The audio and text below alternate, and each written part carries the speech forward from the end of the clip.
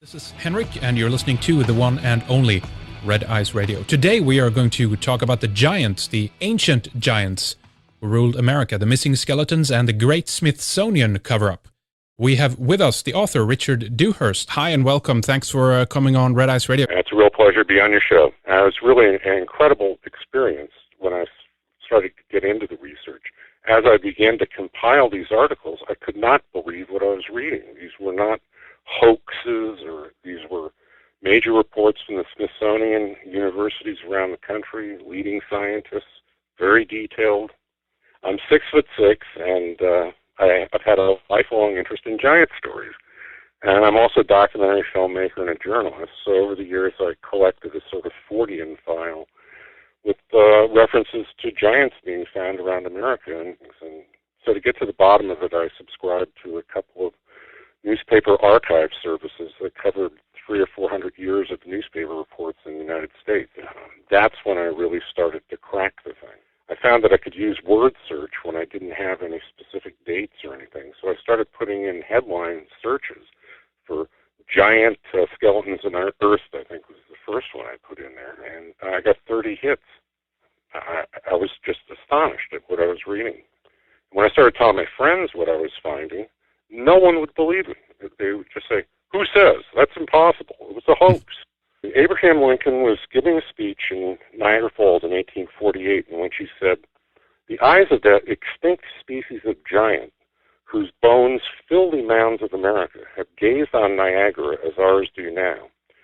And that quote is amazing for a number of reasons. First of all, that Abraham Lincoln said it. Number two, that it shows how widespread the knowledge of the giants in the 19th century were. We were an agrarian society. The people were plowing fields all over America and turning up giant bones everywhere.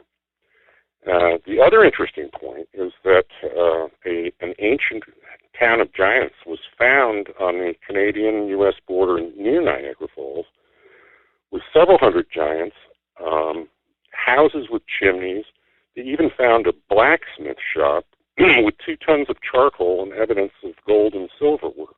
And then close to there in Cayuga, New York, they found what was called the Cemetery of Giants. That was 200 skeletons, 7 to 9 feet tall. A little farther down the state on the Pennsylvania line, they found 150 skeletons, 7 feet tall. And this continues all the way down the coast of America and all the way across the middle of America and out to Catalina Island in California, which is one of the most astonishing stories you'll ever hear. The Smithsonian, when they started out, they published their first book in 1848 on the ancient monuments of the Mississippi Valley. It was an incredibly open-minded study with beautiful drawings of all of the mound builder finds that they had made in the middle of the country. Now, we're not talking about American Indians here. We're talking about what they refer to as the mound builder culture. And that predates the Indians, and it reached its height probably around 1200 AD. But we're now getting dates all the way back to 10,000 BC. And this mound builder culture is pervasive. There's, the Smithsonian report itself said there's several 100,000 mounds in the United States. Now, in 1879, Major John Wesley Powell, who was a famous Western explorer, was made the first head of the Bureau of Ethnology. In 1879, he issued what was called the Powell Doctrine. And the Powell Doctrine forbade any evidence of pre-Columbus contact in the Americas. He said we're dealing with aboriginal savages who are illiterate. There's no signs of higher intelligence. Basically, it was carte blanche for manifest destiny, and also one of the cornerstones of the Smithsonian was the theory of evolution. And the theory of evolution, in a nutshell, says that we keep getting bigger and smarter over time.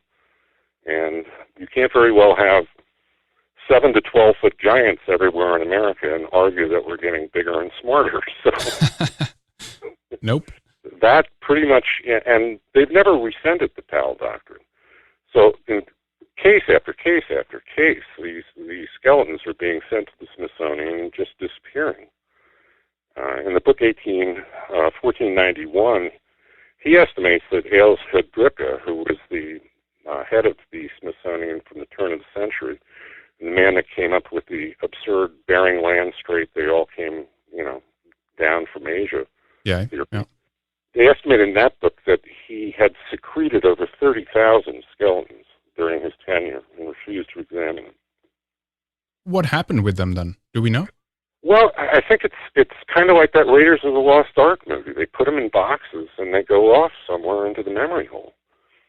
There's, a couple of cases where somebody's actually, the Fowler Museum in UCLA purports to have 200 of the skeletons found out in Catalina, but that's a whole other story we can get into. The Smithsonian, on the other hand, is completely not forthcoming at all. Now, who would you say, if we could try to tackle that question a little bit, of who actually discovered America, or has it always been inhabited, do you think? Well, this is very curious. Some of the finds, including the Spirit Cave mummies, which were found out in Nevada, they were discovered in the 1940s by the University of Nevada under several feet of bat guano. And they were incredibly well preserved, red hair, still intact, and covered in an incredibly finely woven fabric made out of tule reed, which is like papyrus. These things were dated at the time to be 1,000 years old and promptly filed away. And several years ago, a University of California researcher heard about them. He got one of them, carbon dated it to 7,500 BC. Huh. We're talking about advanced weaving and mummification in the Americas at 7,500 BC. So at one point, I say, well, maybe we discovered them and they didn't discover us. Exactly, yeah. But the related finds, especially in the Newark earthworks and up in Iowa along the Mississippi River, there's evidence of hieroglyphs, Egyptian writing, Roman coins. There's Hebrew holy stones that they found. The list just goes on and on. Viking, Celtic, Scythian, Asian, Hindu. I think everyone knew we were here, except kids that go to school in America these days. And in Newark, Ohio, where a number of giants have been found, Ohio University has in their collection what they call the Holy Stone, which is a condensed version of the Ten Commandments, and some ritual cleansing bowls, which have been dated to the Second Temple. So it does raise some interesting religious questions as well. I mean, when we think about this, then, if we consider cultural diffusion as opposed to walking over the Bering's land bridge there, we have a potential situation where different peoples for thousands of years have traveled over to America. I mean, there is this with the copper mines, which seems to have pretty established that there might have been trade routes going back to, Absolutely. I don't know, 2,000 years, right? Well, the copper mines in Keweenaw Peninsula in northern Michigan are some of the most interesting, fascinating things I ran across in the book. Right north of the tip of the peninsula is something called Isle Royale, which is an island that's virtually made out of copper. And it's the highest quality, purest copper in the world because of the volcanic upthrust. The copper was all exposed to the air and the sulfur impurities burned off. Now, they've got evidence of mining there that go back 10,000 years. And there was two professors from Michigan that published a book that estimated 1.5 billion tons of copper were taken out of there. The kings and queens, the giants in the mounds that I go through in the book are almost always covered in copper jewelry, copper crowns, copper armor, micas, often in association with that. But that in no way accounts for the extraordinary amount of copper that was taken out of there. And there's indications, there's some rock art I saw that looked like a boat from Crete had been engraved. And there's stories of monolithic docks up there, quays, dams, all kinds of things. So there's, and also I even ran across, they won't test the European copper for the Michigan signature, but purity is over 99%. Right. So it's so unique.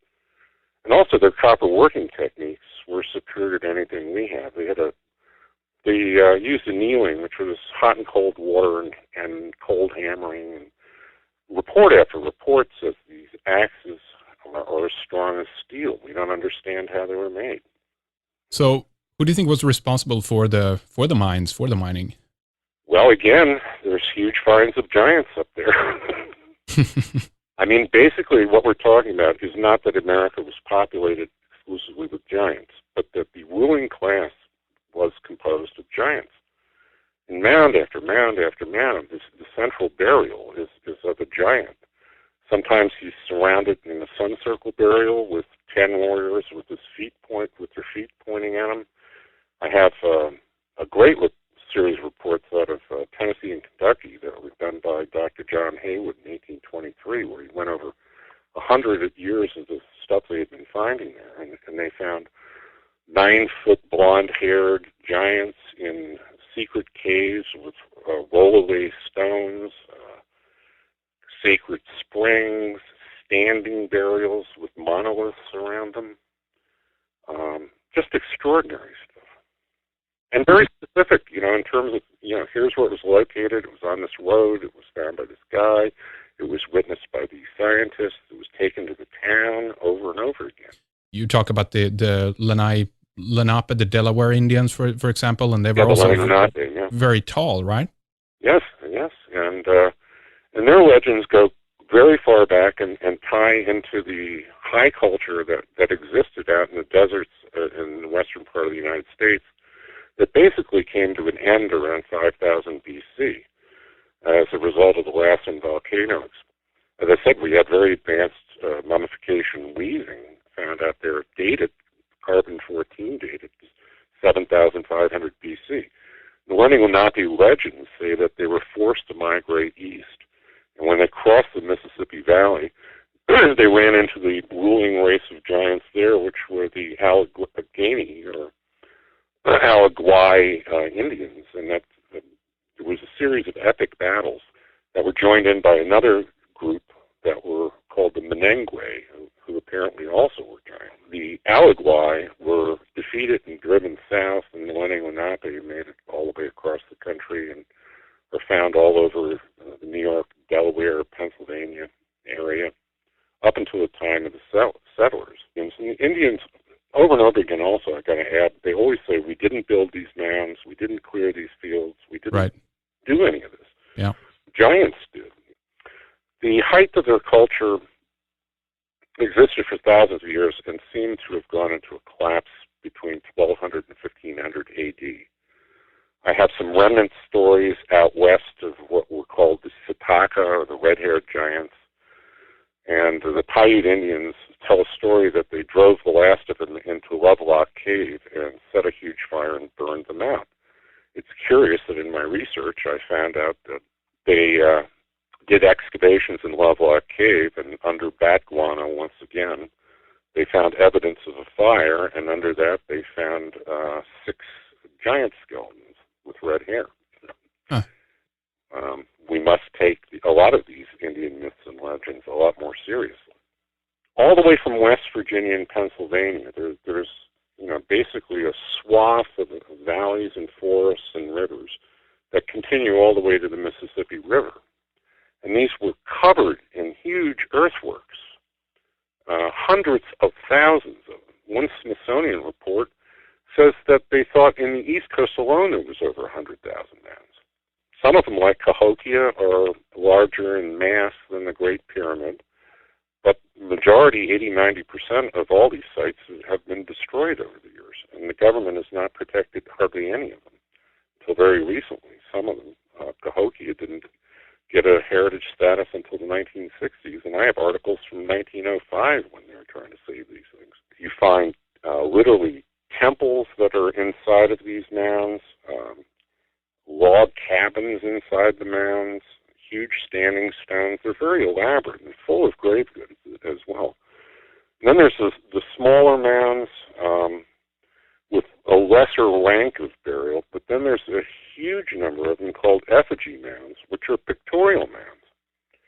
And the number of animals, squirrels, lizards, ducks, snakes, birds, there's reports of ones formed in the shape of humans, mastodons, elephants. I mean, the list just goes on and on and on.